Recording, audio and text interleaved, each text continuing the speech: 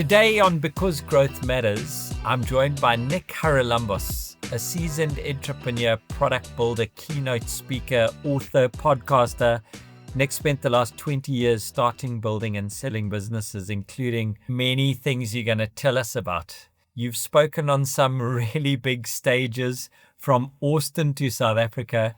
You seem to be so passionate about building products that help entrepreneurs and businesses grow. Nic, I can't wait to dive into this, into your authorship, into your leadership, into who you are. But first, from us at Growth Matters, I want to say thank you for joining us and be welcome. Cool. Thank you. Such a pleasure to be here. Nic, you are from South Africa. You're sitting in Amsterdam now. What's it like moving continents before we dive into this podcast? Oh man, it's brutal. Moving countries. I mean, this ties very closely into a topic that I'm building my latest keynotes around, the idea of high agency and just the ability for people to act. Like, it's such a high agency move for anybody I know who's moved countries. Above so many other things, it's just such a brutal undertaking. But my partner and I actually moved to London first, just after COVID. So we did the whole quarantine thing in the UK, and then 2 years in the UK, and then decided to move into Europe, and now in Amsterdam. And it's a tricky thing, right? Everything you think you know about street, about life, about just existing disappears. It vanishes in an instant, and some good, some bad. Like a small example, when you need to renew your car license disc in the UK, you do it at the post office.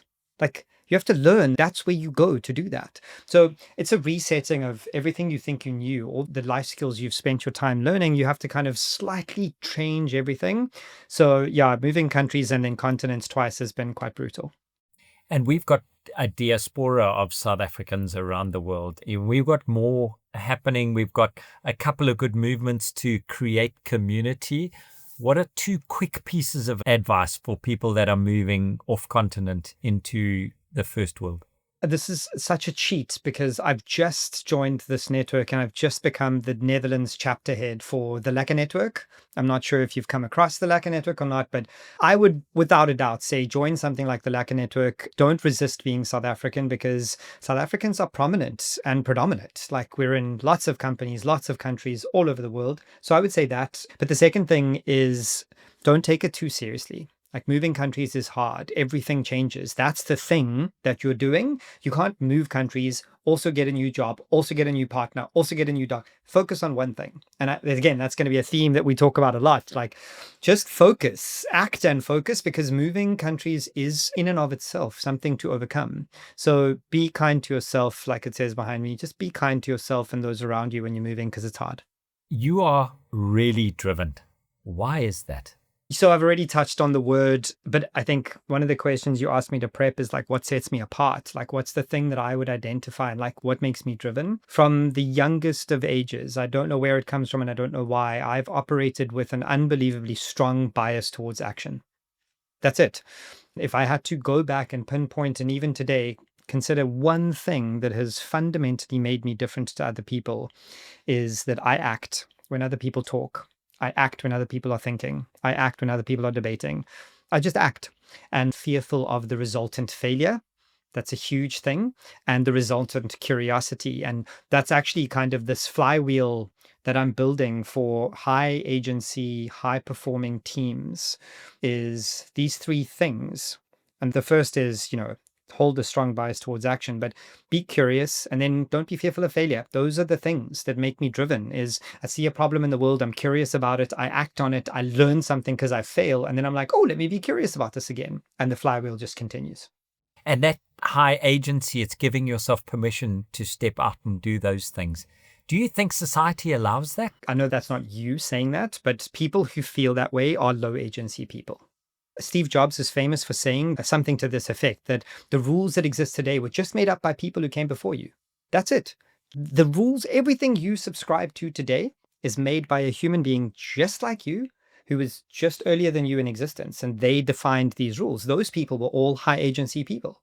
Every rule you exist in today was created by somebody who took initiative. So I think that now more than ever, in the world of AI, when tools are making information basically free, the thing that will separate people is human agency. not AI agency. It's human agency. If the tools are free and everybody's using GPT or Anthropic or Gemini, and we all are, none of us are using unique tools anymore. They were unique a year ago. Now everybody's got them and the slop is everywhere. So what makes us special now? Well, it's the same as when Photoshop came out. The designers who adopted Photoshop became the digital designers of the future. Those who didn't were the Luddites and the purists. And now we're in the same space. Good tools don't make you a better designer. You're a good designer who uses tools. So that's kind of where I'm sitting in that right now. I'm so with you on that. And I think even just the fact that you're talking to me, I just asked you, and you're a leader in your space, and you said yes. And so few people just ask. And I think that is such a lovely thing. High agency. But what I wrote down here is we act not in fear, but in curiosity with a bias towards action, which for me says execution is important for you. Do you judge people on that? Where does execution or action come in your world as a leader? For me, at the moment, it's almost at the top. In teams that I work with, businesses that I'm working with, and keynotes that I do, if you are talking about acting and not acting in 2025, you are 5 months behind everybody else, because the act of doing things has become so much simpler now with AI tools. And I'm talking specifically in the digital world and technology. But to be clear, if you're not using AI tools to move faster, then you are behind by default. I mean, I don't want to make this an AI podcast, but it's more about what AI enables you to do. And for me, it is endless. So my curiosity now is endless because the tools at hand, oh, I don't know how to do this thing in my boiler. Oh, I just take a photo of it, show it to AI, and then it tells me. So you are the only stopgap now between what you don't know and what you need to know, because the information is free and abundant. Like, it's everywhere. For me, it's the number one thing. Teams that don't act are dead. Wow. Teams that don't act are dead. Nic, you've obviously walked a path. We're going to carry on down that acting and the teams there. Have you made any sacrifices when you look back and you think, that was a high price, dude? If you gave me a do-over, I might have done something a little bit different there. And what did that teach you? I mean, my past is littered with actions that led to significant and catastrophic failures that maybe I would have looked back and done something different at the time, but I wouldn't rewrite.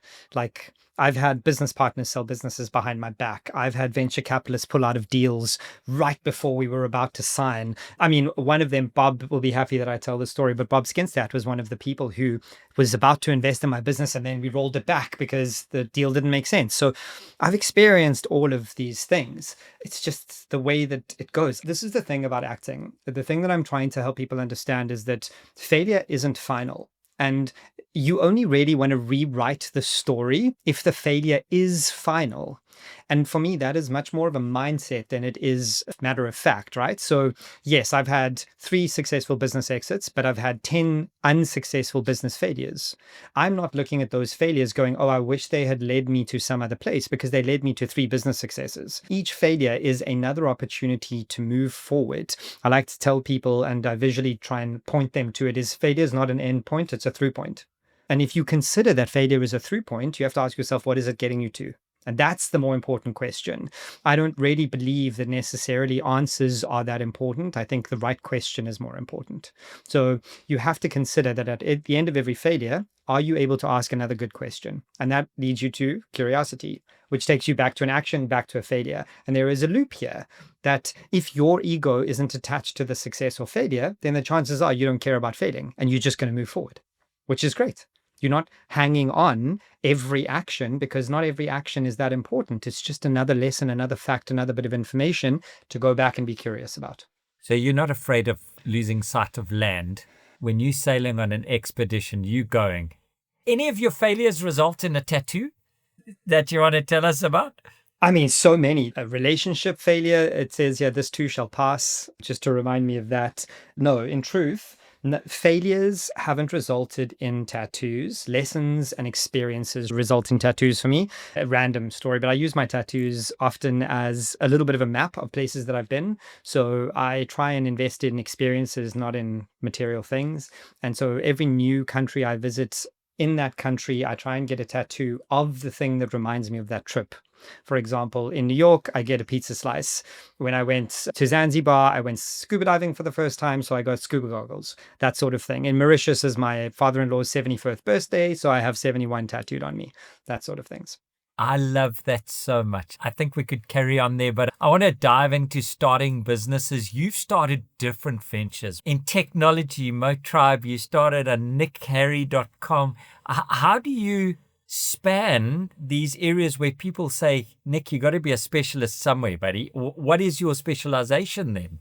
That's such a great question. And, I read an article from Kevin Kelly. For your listeners who aren't aware of who he is, he's one of the founders and first editors of Wired magazine.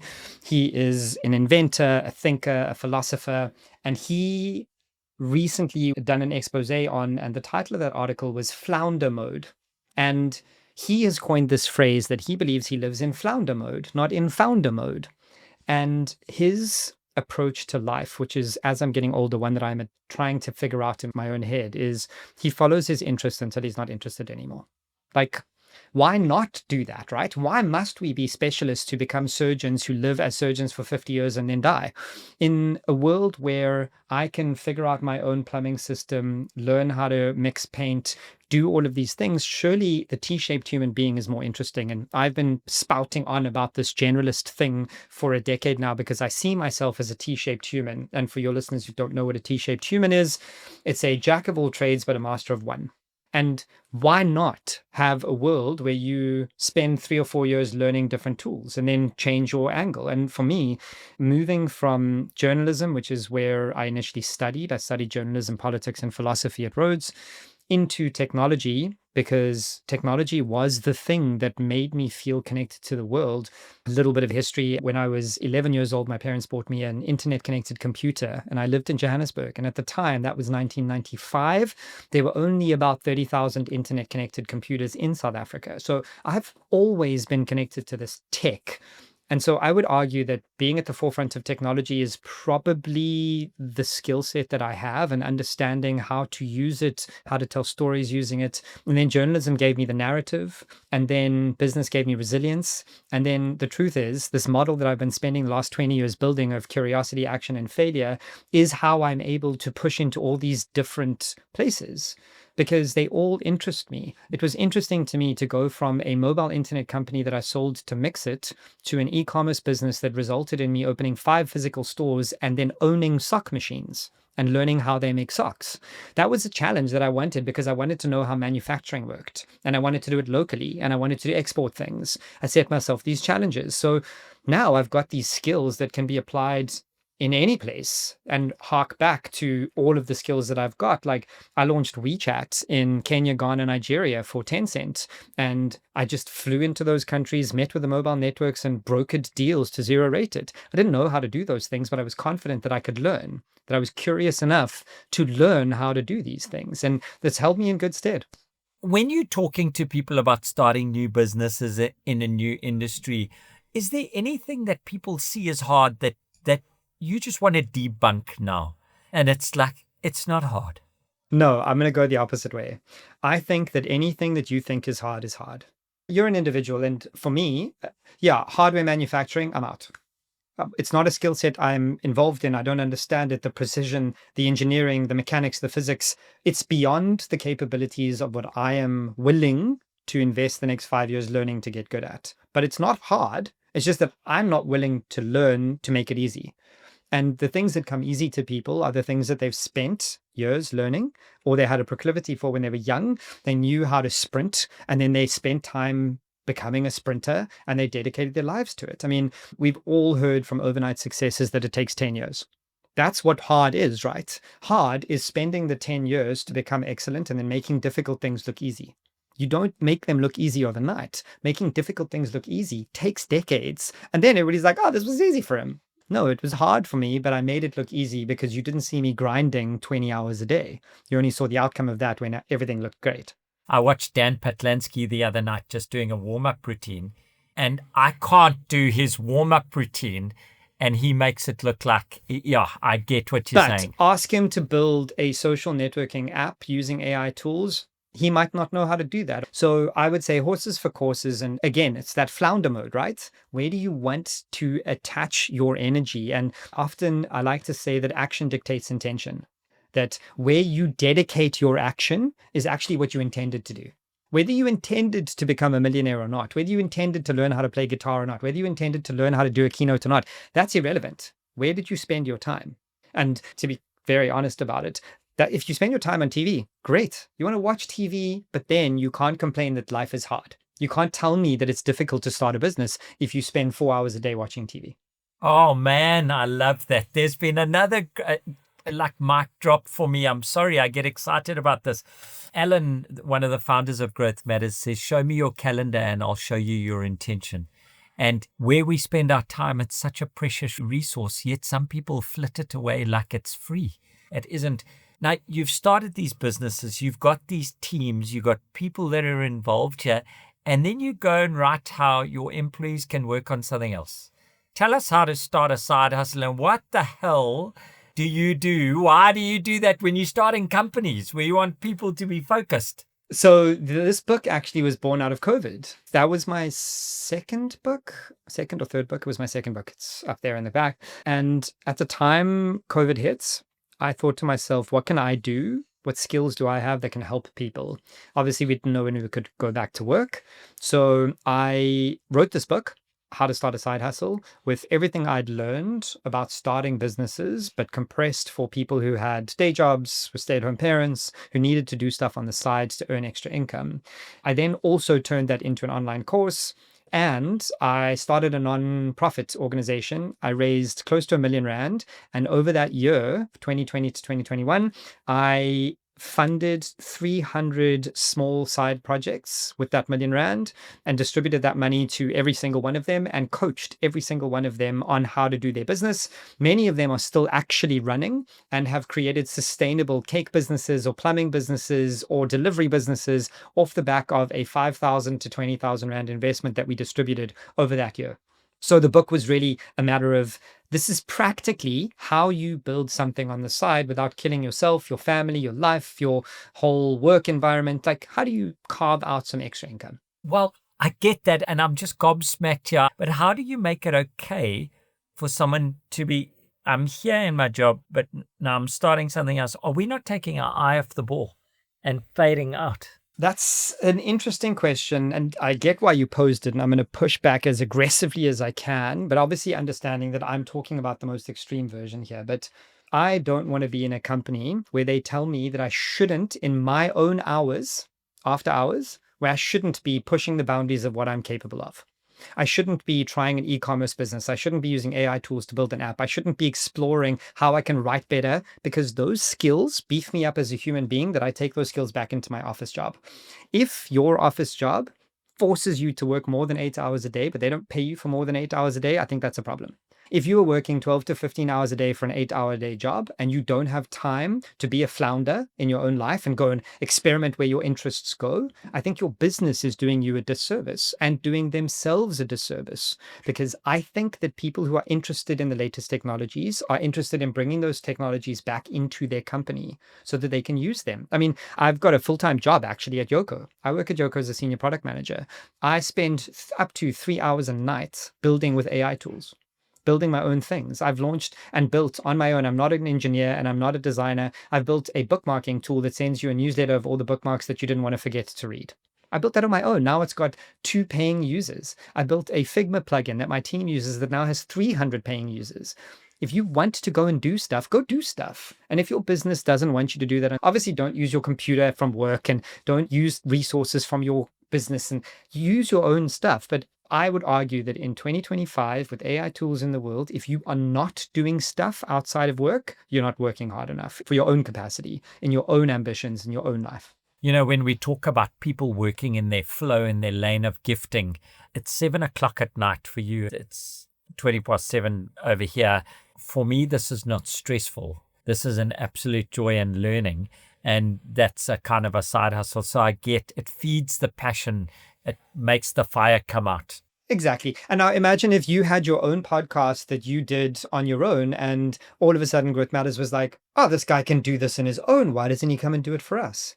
Like, you don't know what opportunities these little rabbit holes of curiosity and interest will take you down. I mean, I can't imagine that any majorly popular YouTube channel was begun knowing that it was going to be 1 billion people. They did it because they were passionate about it. MKBHD reviews technology because he wanted to review technology when he was 12. He just loved technology and followed it. And then it became his career. So you don't know. You don't know what you can find that's interesting that will become your job.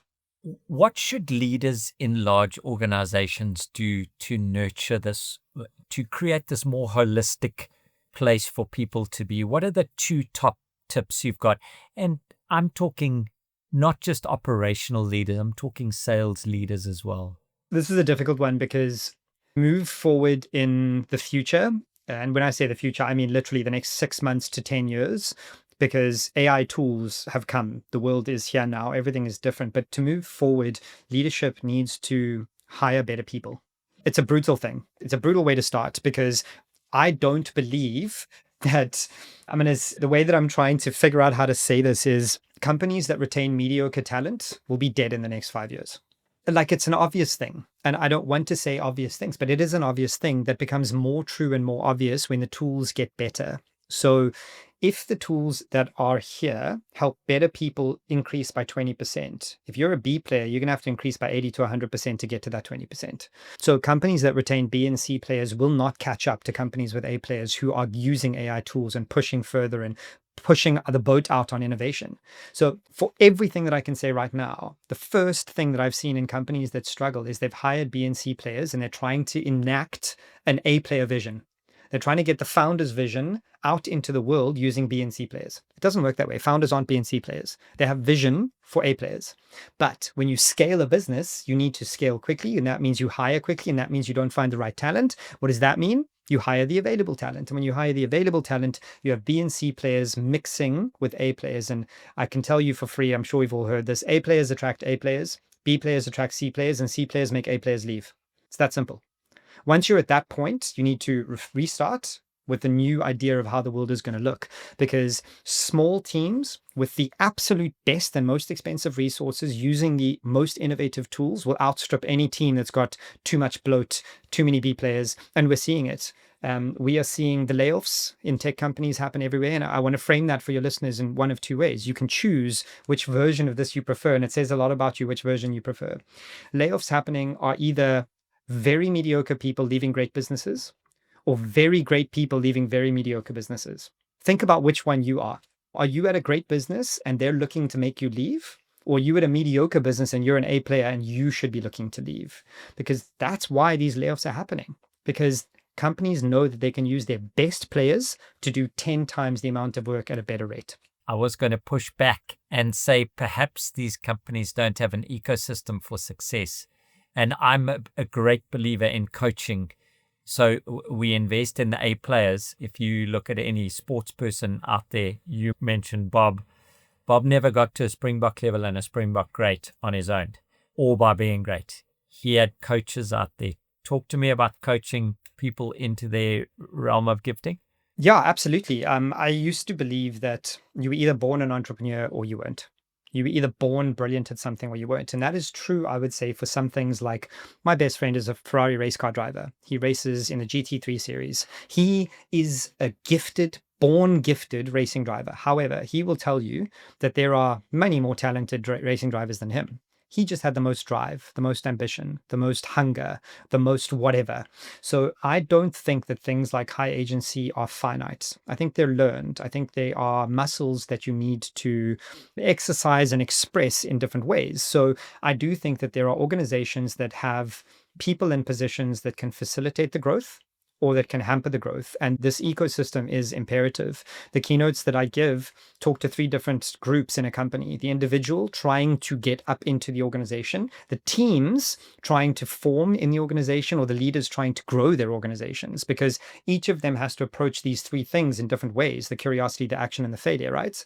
If you're a leader, you need to give your teams the autonomy to let them be the best they can be. If you're a micromanaging founder, there's no chance your A players are going to solve problems at the rate you want them to. There are very obvious things that you should and shouldn't do to build teams. If you're only going to hire the available talent, the B and C players, then you're going to badly communicate your goals. Then you're going to set unrealistic KPIs. You're going to provide less resources than they have, give them less time than they need. You're going to change the goals in the middle of the thing, give them alignment meetings and slow sign off, give them another alignment meeting and a blame culture and daily check-ins, and managers outnumber builders. Then of course this isn't going to work. Of course your team and the ecosystem you've built is going to fail because you've not hired the best people and given them a clear goal, communicated it well, and let them alone. Just leave your best people to do the best work. If you are unhappy with how long that's taking, go talk to them, but don't micromanage them. Like the ecosystem in your business, I'm a culture extremist. If your culture from the very top doesn't trickle down verbatim, and not with middle management mediocrity, Middle management mediocrity is a huge issue. As companies bloat, middle management grows and they misinterpret the founder, the A player communication down, and the trickle down messaging never gets there.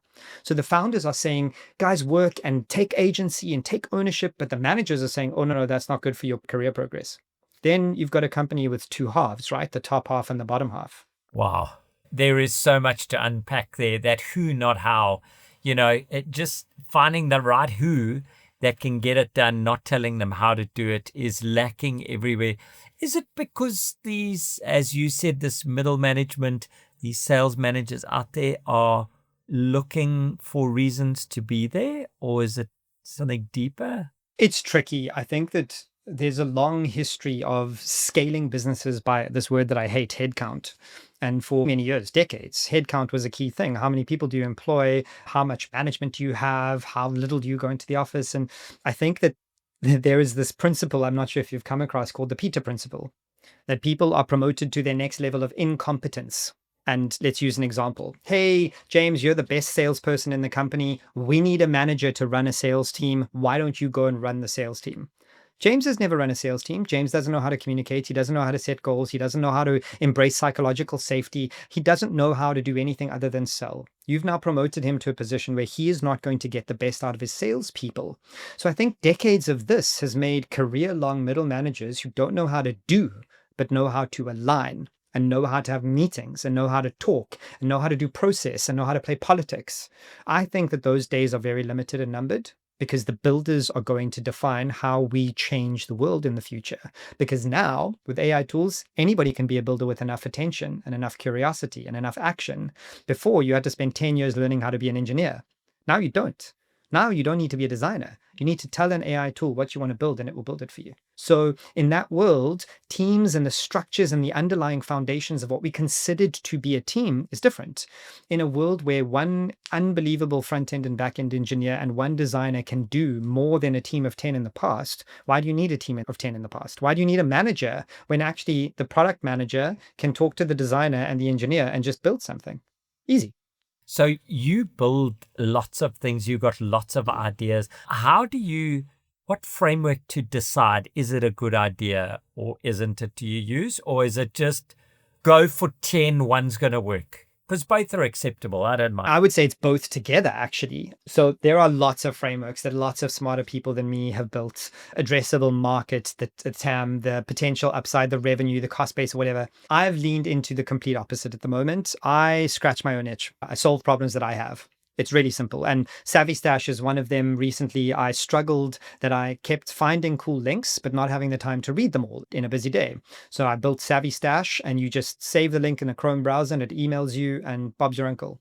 I didn't build it for anybody else, and I don't care if it gets any users. I have this problem that I want to solve, and it took me 4 weeks and $120 on Replit to build this thing out.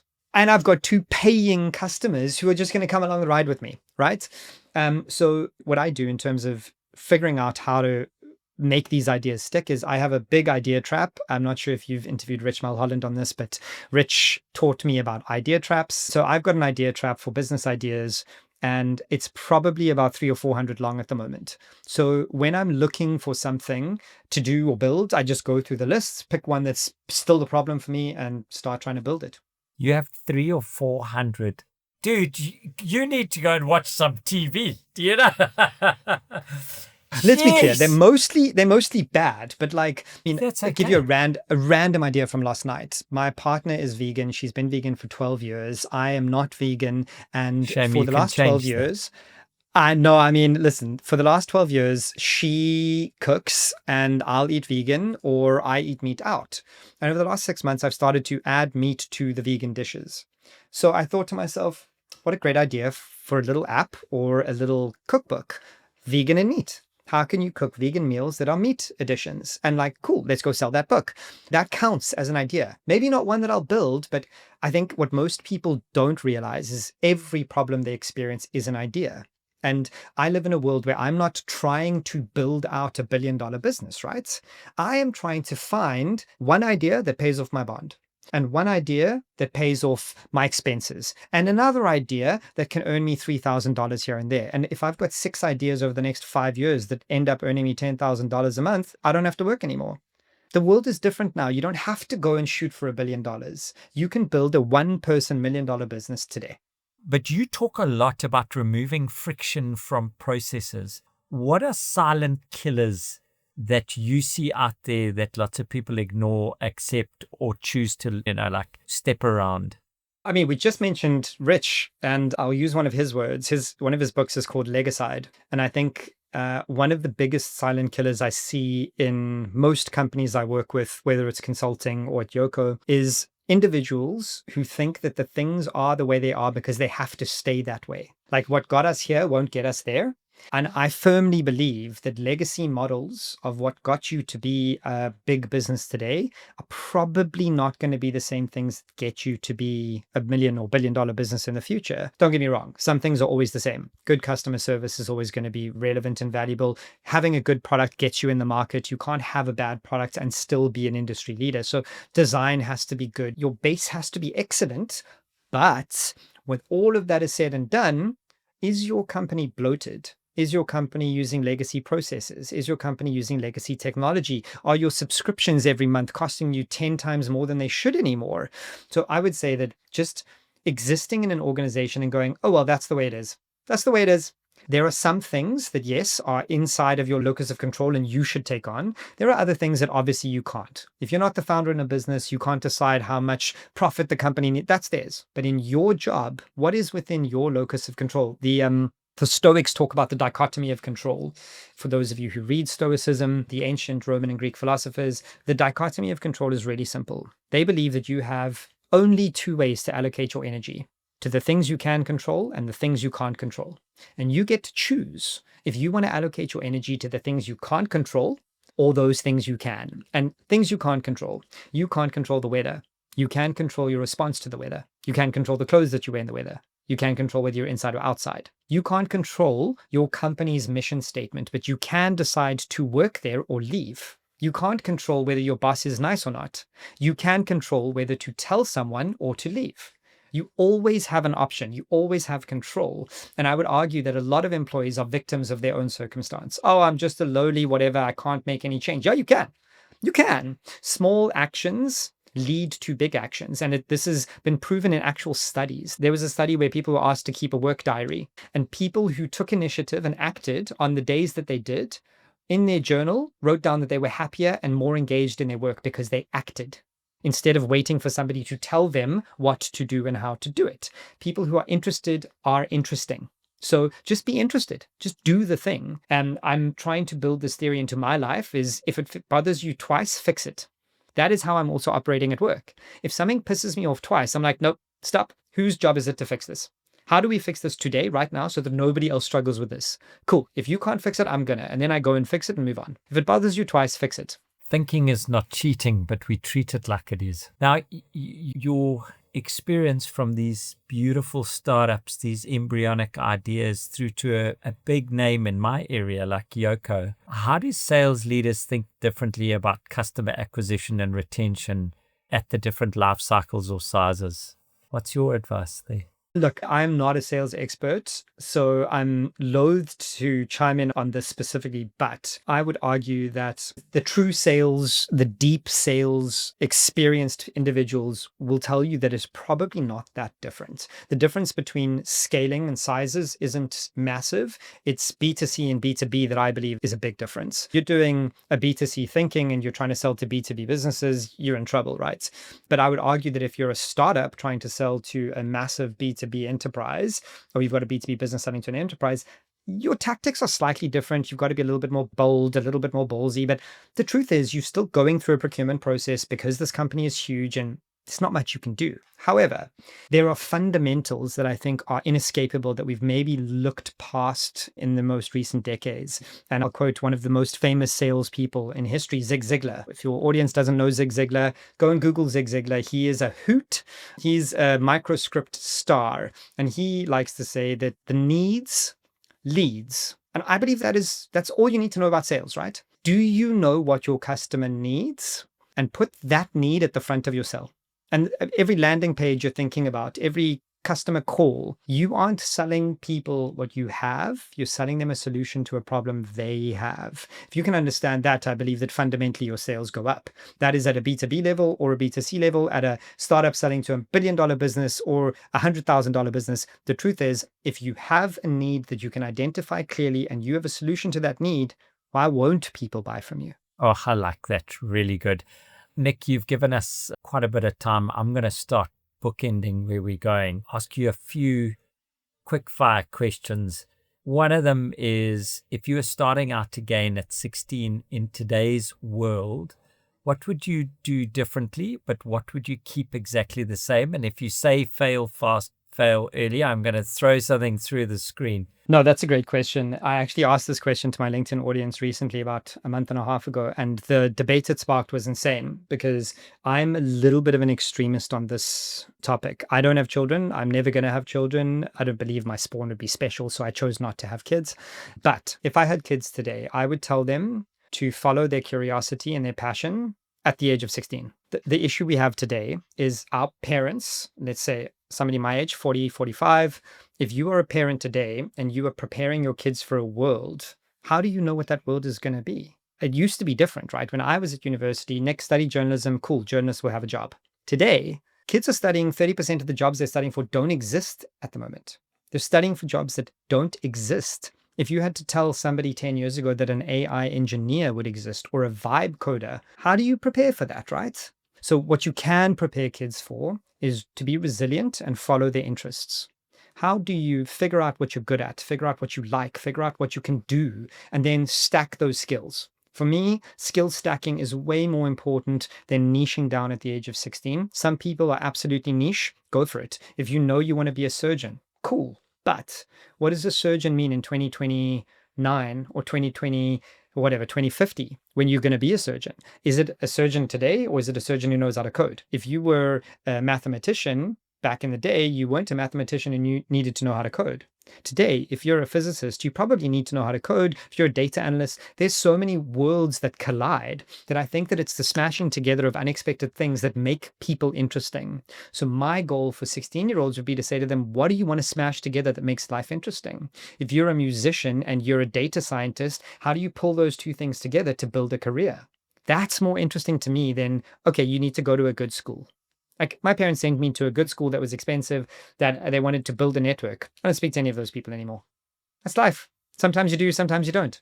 Nick, I want to tell you from a parent's perspective, with a 19-year-old studying 6 languages and culture at university, it's a scary flippin' thing because I'm going to have a writer.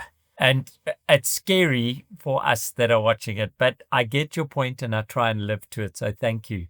Where do you go for your ongoing learning? Where's your top 3 kind of resources where we can just jam in there and get a dose of Nick? I'm going to give you one. Pick your AI tool and use that.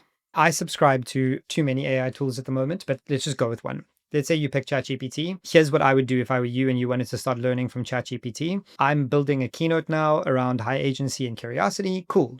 ChatGPT, go and tell them the prompt should be, I am learning about high agency. I would like you to build me a short course. I want to finish this course in 1 week. I want to do 2 hours every day on this course. I want you to pull studies, research, the most up to date, but I also want you to go back to the year 200 and see if any of the ancient Stoics spoke about this topic too. And then it builds you a course. I've got a 50-week course on high agency that I'm currently teaching myself through. Why do you need another resource?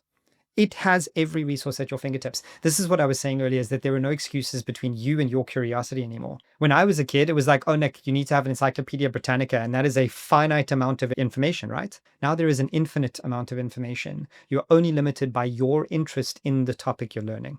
We have a very interesting world at the moment. If you could ask any industry leaders, not just leaders, any 2 questions, who would it be and what would you ask them? I would ask Elon Musk when he legitimately thinks humans will become interplanetary. And I would ask Sam Altman when he's going to release AGI to the world. When do you think we're going to be intergalactic?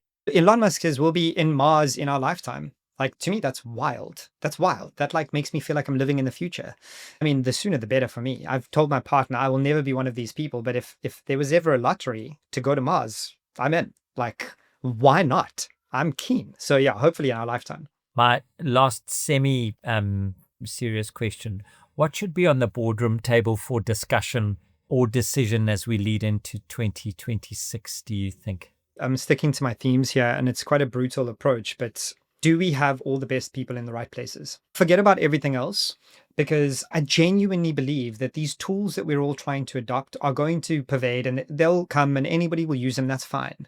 But if you have the wrong people, it's like having a villain in your midst, like the wrong person. We talk about agency on this podcast, but I think we need to also separate out good agency and bad agency. There are high agency people who do a lot of damage in organizations because the founders trust them for whatever reason, or they've politically negotiated themselves to have control. And then their view on the world just destroys the bedrock that the business was built on. So unequivocally, the 2026 question every leader should be asking, is this person the right person to take us and set us up for the next 5 years? Because the next 3 years are seminal. If you do not capitalize on this AI flow in the next 3 years, you are 3 years behind. So the right people in the right place, I would argue, is more important than anything. And if you have to have those tough conversations, start having them today. Find the right people, get them in place. That is amazing. I love that. Nick, where do people get hold of you? Where can they book you? And what does your ideal customer look like? Honestly, my ideal customer is any organization that is trying to figure out how to prepare their teams for the future, how to prepare their teams to just understand how to build into what is coming at us, because these tools and this change is coming quickly. So if you're $1 million business up to $1 billion business, if you've got 20 people and you're scaling up to hundreds, my talk talks to how to prepare humans and teams to bring on the future. And you can find me on LinkedIn, Nic Haralambous. That's where I post most of my thinking. But my website is where you can find me and book me. It's nharry.com. And then my last question before we close out. What is the 1%, the little difference that makes the biggest impact on success in your mind? I'm really sorry to beat the same drum here, but I genuinely think that if people can learn how to activate their own curiosity in their own lives, and that sounds repetitive and redundant, but the number of people that I see just being inactive in their day-to-day lives. When I say that I've got hundreds of ideas, it's because my brain is constantly on. And Aaron Levy is the CEO of Box. And he recently, in an interview literally last week, said he plays a game with himself. And I didn't realize that subconsciously I do this, but he does it explicitly. He walks around his house and he names in his head nouns and verbs and finds problems with them. Coffee maker. And he'll make coffee and be like, what's wrong with this process? Walking. And he'll be like, cool, what can improve walking? He's constantly curious about his surroundings, and that pushes him into a place where he's actively living inside of his surroundings as opposed to being a passenger through them. I think that's such a foundational way to shift your mindset, that honestly, activating your own curiosity and being self-aware enough to go, oh, I don't like that, I'm not interested, or oh, I do like that and I'm not interested. And I'll leave your listeners with this thought to try and engage this. The next time you listen to your favorite song, ask yourself, why is it your favorite song? That's it. Is it just because it's on the radio a lot? Do you like the guitar? Is the beat fast enough? Do you like the voice? Like, what is it that makes you like this song? And then, how many other songs like that do you listen to? Same thing for your movies, same thing for your food, same thing for your job, same thing for your desk. I call it my cheesecake theory, okay? I've eaten so much cheesecake in my life. I stopped smoking 15 years ago. And to replace smoking, I started eating cheesecake. And I noticed that cheesecakes are usually about 10 centimeters high, but the fork is usually about 3. And I always get frustrated by this. It's as if the baker isn't eating the cheesecake with the fork that they've supplied it to the person who's eating it. So dog food your life. Eat the cheesecake. The table moving theory. Are you the kind of person who sits at a table and the table and the chair are too far away from one another? Do you sit like that the whole night, or do you pull the table towards you? Do you move the world around you? Become somebody who moves the world around them, who engages in it. And I promise you, your future is endless. Nic, I couldn't find a better parting point there. Be the person who moves the world around us. Thank you so much from us at Because Growth Matters. I've got so many mic drop moments, and the one that I'm going to take away and I really think is something that I want a tattoo of is: failure isn't final. It's a learning lesson, an opportunity to move through. It's not a to. Nic, thank you for your time. Have a lovely evening. I know you're moving into winter. We are going into a glorious summer. So I will hopefully see you again on the shores of South Africa. Be blessed and have a lovely afternoon. Goodbye. Thank you so much. See you.